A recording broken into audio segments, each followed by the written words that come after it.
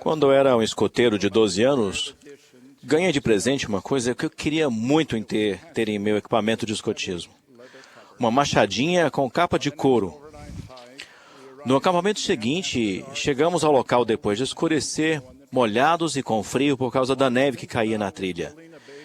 Eu não conseguia pensar em nada a não ser em acender uma enorme fogueira. Imediatamente me pus a cortar lenha de uma árvore caída com minha nova machadinha. Ao fazê-lo, fiquei frustrado, porque ela não parecia estar cortando muito bem.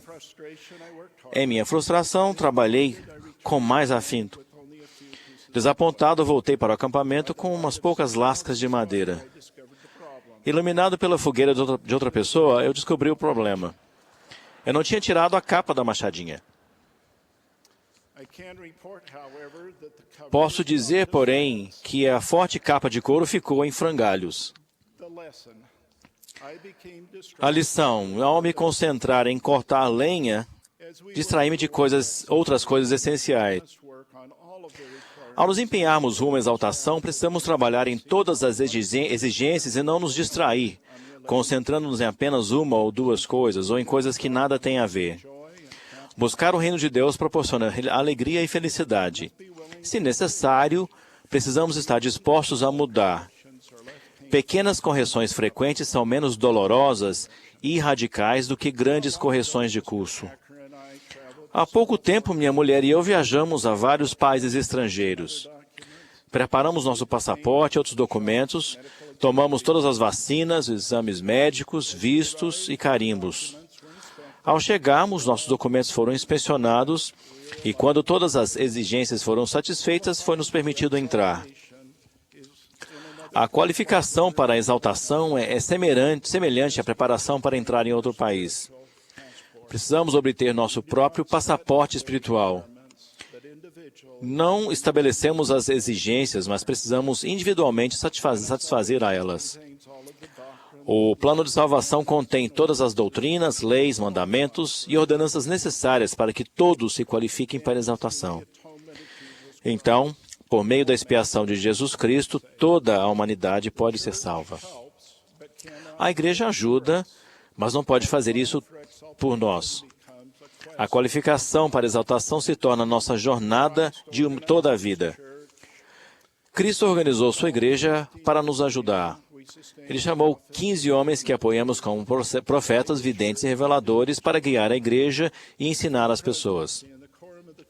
A primeira presidência e o quórum dos 12 apóstolos têm igual poder e autoridade com o apóstolo sênior designado como o presidente da igreja. Os 70 são chamados para auxiliar. Os líderes não estabeleceram as exigências para a exaltação. Foi Deus quem o fez. Esses líderes são chamados para ensinar, expor, exortar e até advertir para que nos mantenhamos no curso. Conforme explicado no manual de instruções, no cumprimento de seu propósito de ajudar as pessoas e as famílias a qualificarem-se para a exaltação, a igreja concentra-se em responsabilidades divinamente atribuídas. Algumas delas são ajudar os membros a viver o Evangelho de Jesus Cristo, a coligar a Israel por meio do trabalho missionário, cuidar dos pobres e necessitados e possibilitar a salvação dos mortos por meio da edificação de templos e da realização de ordenanças vicárias. Esses 4 enfoques e todas as outras leis, mandamentos e ordenanças são obrigatórios e não opcionais. Por meio da expiação de Jesus Cristo, e fazendo cada uma dessas coisas, estamos acrescentando os carimbos exigidos em nosso passaporte espiritual.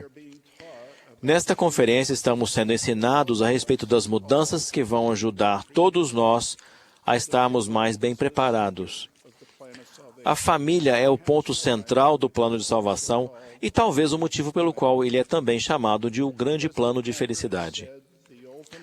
O Presidente Boyd K. Packer disse: o objetivo final de toda atividade na igreja é de que um homem, sua mulher e seus filhos sejam felizes no lar.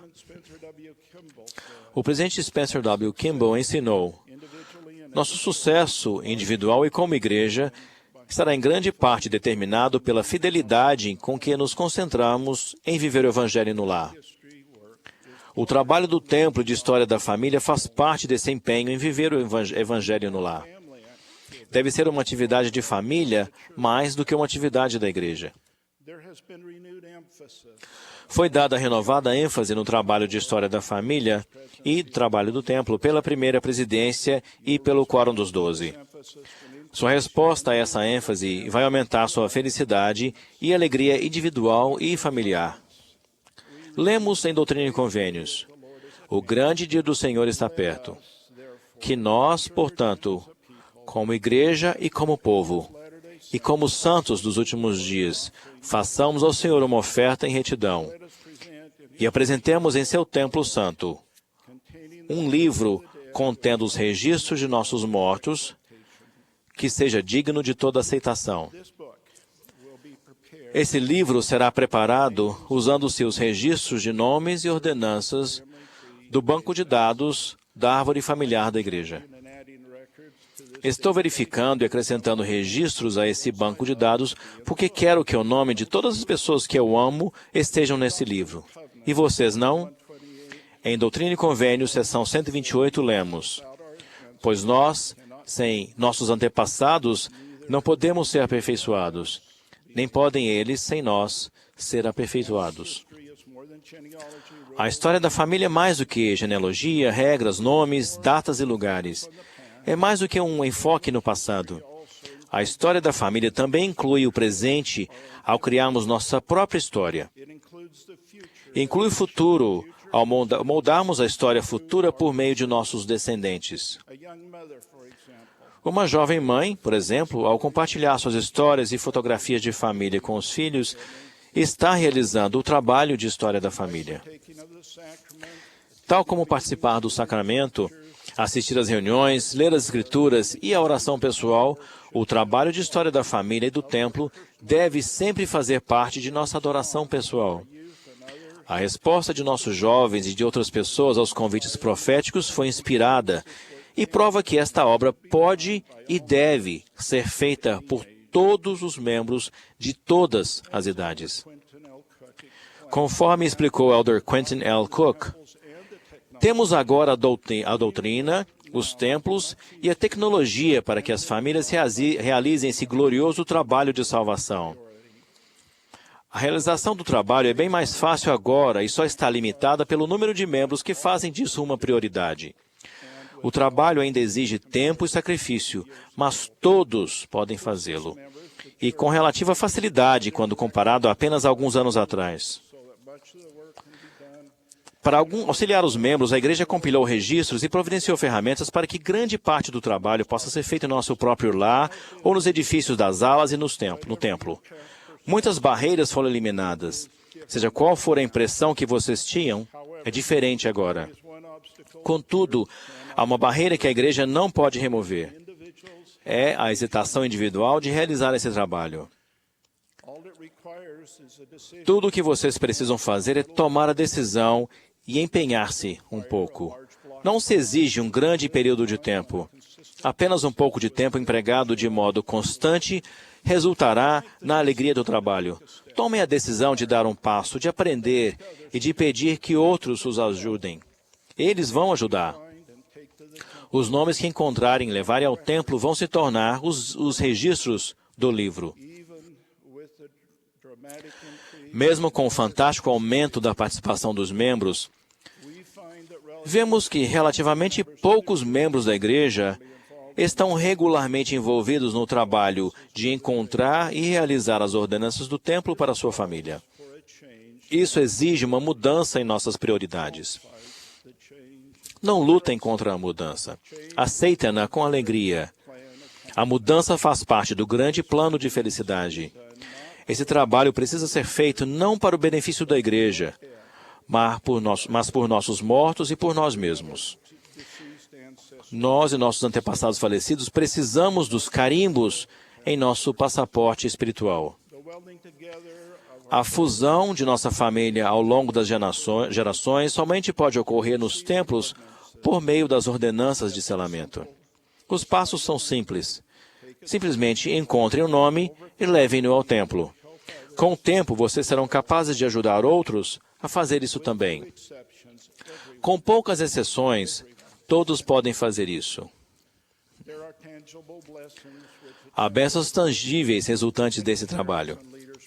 Muitos pais e líderes estão preocupados com as condições do mundo atual e o impacto que isso terá nas famílias e nos jovens.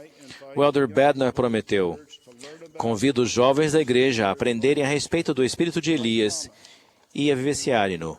Prometo-lhes que serão protegidos da crescente influência do adversário. Ao participarem desse trabalho sagrado e amarem-no, serão protegidos em sua juventude e por toda a vida. Irmãos e irmãs, é hora de tirar a capa de nossas machadinhas e pôr-nos a trabalhar.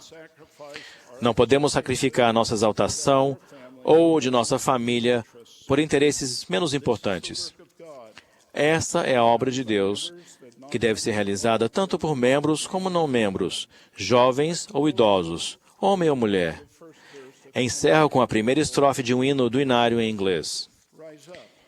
Erguei-vos, ó santos de Deus, não vos ocupeis de coisas sem valor. Colocai o coração, a alma, a mente e a força a serviço dos reis. Jesus Cristo é o Rei. Eu testifico em nome de Jesus Cristo. Amém.